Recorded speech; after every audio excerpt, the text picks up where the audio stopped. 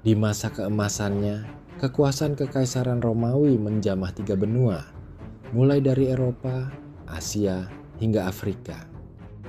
Akan tetapi masih ada wilayah gelap di dalam peta kekuasaan mereka. Sebuah hutan lebat di utara bernama Germania. Di tahun 9 Masehi, Gubernur Romawi Publius Quinctilius Varus memimpin 3 legiun, sekitar 15.000 hingga 20.000 prajurit, melintasi Sungai Rhine. Mereka memiliki tugas mengamankan wilayah yang baru ditaklukkan. Di samping Varus, seorang perwira muda Jermanik bernama Arminius. Arminius berkewarganegaraan Romawi. Dia dibesarkan dan dididik di Roma. Tetapi Varus tidak tahu bahwa Arminius memiliki rencana lain. Sebuah rencana pengkhianatan terbesar dalam sejarah Romawi. Arminius mengirim laporan palsu kepada Varus tentang sebuah pemberontakan di pedalaman. Karenanya, Varus merubah rute perjalanan ke arah hutan tak dikenal. Mereka bergerak dengan barisan sepanjang 15 km, bercampur dengan penduduk biasa. Lalu, hujan turun dengan lebat membasahi tanah yang menjadi lumpur. Sementara di dalam hutan sesuatu sudah menunggu. Di bawah komando Arminius, aliansi suku-suku Jermanik sudah siap menyergap, menunggu di balik pepohonan. Sebuah perangkap sudah dipersiapkan. Tembok tanah dibangun untuk mempersempit jalur. Sekali masuk, habislah. Yang terjadi selanjutnya adalah catatan sejarah kelam dan paling memalukan dalam Kekaisaran Romawi. Hari pertama, Germania mulai melakukan penyergapan terhadap tentara Romawi. Serangan muncul dari balik pepohonan. Legioner mencoba membuat pertahanan menggunakan perisai, tapi jalan terlalu sempit disebabkan pepohonan. Tanah menjadi lumpur disebabkan derasnya hujan. Banyak prajurit yang terperosok, bahkan alam pun menjadi musuh. Panah pun tak bisa digunakan, tali busurnya kendur karena basah. Prajurit Germania melompat dari atas bukit buatan yang mereka bangun, menerobos barisan Romawi yang sudah kacau. Pasukan Romawi terpecah-pecah menjadi puluhan kelompok kecil. Formasi mereka sudah tidak bisa dipertahankan. Varus pun menyadari Arminius telah mengkhianatinya. Dia dan prajuritnya sudah masuk perangkap tanpa jalan keluar. Bukan hanya tentara yang binasa hari itu, melainkan penduduk biasa yang berada di rombongan juga. Sisa-sisa prajurit yang terpencar di beberapa lokasi hutan dengan putus asa mulai mendirikan perkemahan darurat. Malam itu di dalam kegelapan, para prajurit mencoba beristirahat sambil tetap waspada. Sementara dari dalam hutan terdengar suara-suara. Dari atas bukit di kejauhan, Arminius mengamati perkemahan para prajurit Romawi. Pengepungan sudah disiapkan.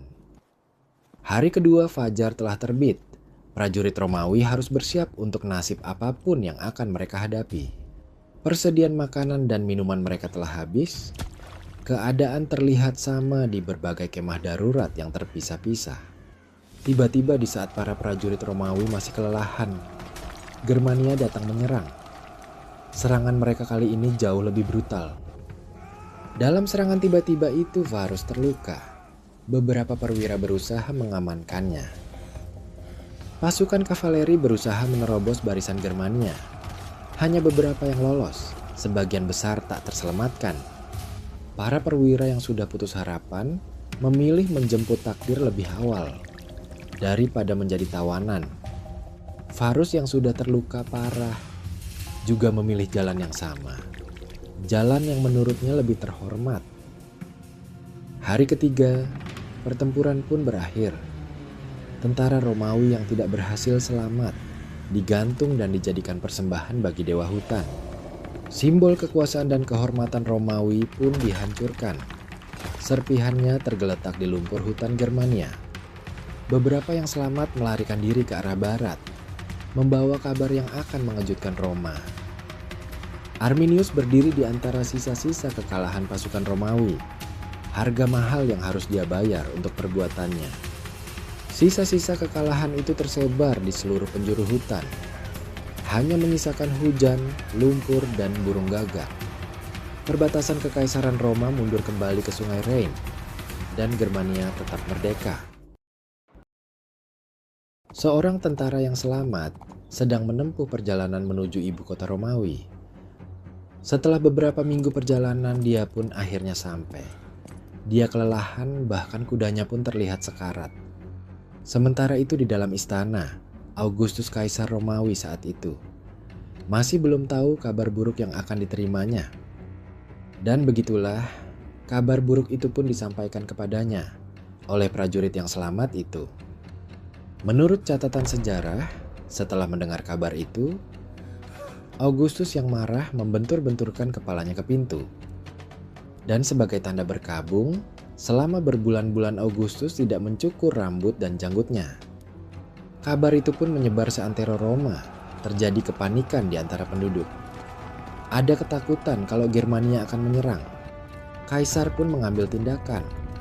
Dia membubarkan pasukan pengawal Germanianya, dan semua Germania diusir dari Roma. Tidak hanya itu, Kaisar juga memutuskan Roma berhenti ekspansi dan perbatasan ditetapkan di Sungai Rhine. Perbatasan pun diperkuat. Benteng dan tembok-tembok dibangun di sepanjang sungai. Limes Germanicus mulai terbentuk. 6 tahun kemudian, pasukan yang dipimpin Germanicus kembali ke hutan itu.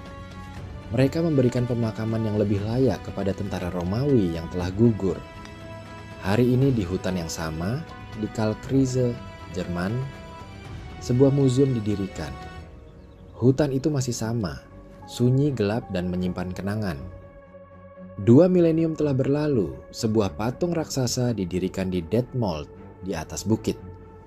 Hermannsdenkmal, patung Arminius yang menghadap ke barat. Ironisnya, pada tahun 21 Masehi, Arminius malah dibunuh oleh sukunya sendiri karena dianggap terlalu berkuasa. Kekalahan di Teutoburg menciptakan batas yang bertahan hingga hari ini. Bahasa-bahasa Roman dan Jermanik seperti Spanyol, Prancis, Inggris, dan Belanda sebenarnya lahir dari titik balik pertempuran ini. Pada abad ke-16, Martin Luther membangkitkan sosok Arminius sebagai Hermann, simbol perlawanan terhadap otoritas Roma Katolik. 3 abad kemudian, Napoleon yang mencoba menaklukkan Jerman pun gagal. Arminius kembali diangkat sebagai simbol bangsa. Di tahun 1875, monumen Hermannsdenkmal selesai dibangun. Pedangnya menghadap ke Prancis, simbol musuh baru. Tapi situs aslinya tidak di Detmold, melainkan di Kalkriese. Seorang arkeolog amatir yang menemukannya. Saat ini para wisatawan biasa mengunjungi situs tersebut. Tempat para legiun Romawi berakhir. Sekarang kedua wilayah yang dipisahkan oleh sungai itu adalah bagian dari Uni Eropa. Hutan Teutoburg masih ada, pohon-pohon yang sama dan sungai yang sama, sebagai saksi bisu sebuah sejarah. Bagaimana jadinya jika sejarah justru memiliki akhir yang berbeda? Sebuah akhir yang sebenarnya tidak pernah terjadi.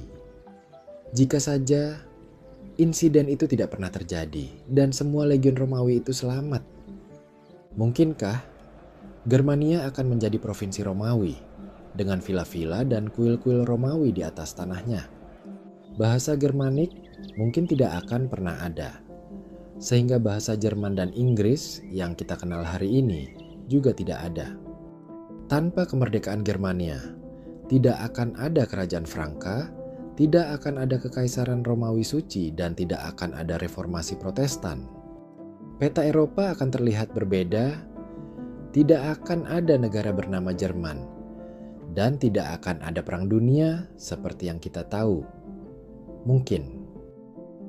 Tapi sejarah telah memilih jalannya sendiri, sehingga semua hal itu tidak akan pernah terjadi. Arminius memilih untuk berkhianat, Varus memilih untuk masuk ke hutan, dan Augustus memilih untuk berhenti. Sehingga dari pilihan-pilihan itulah takdir ditentukan dan sejarah dibuat. Sejarawan berpendapat hal ini sebagai salah satu titik balik terbesar dalam sejarah Eropa. Pelajaran dari Teutoburg bukan hanya tentang kekalahan atau kemenangan, tapi juga bagaimana sebuah pilihan menentukan segalanya. Satu hutan, satu pengkhianatan, satu keputusan. Begitulah Eropa yang kita kenal hari ini lahir. Terima kasih telah menyaksikan. Sampai jumpa di kisah berikutnya.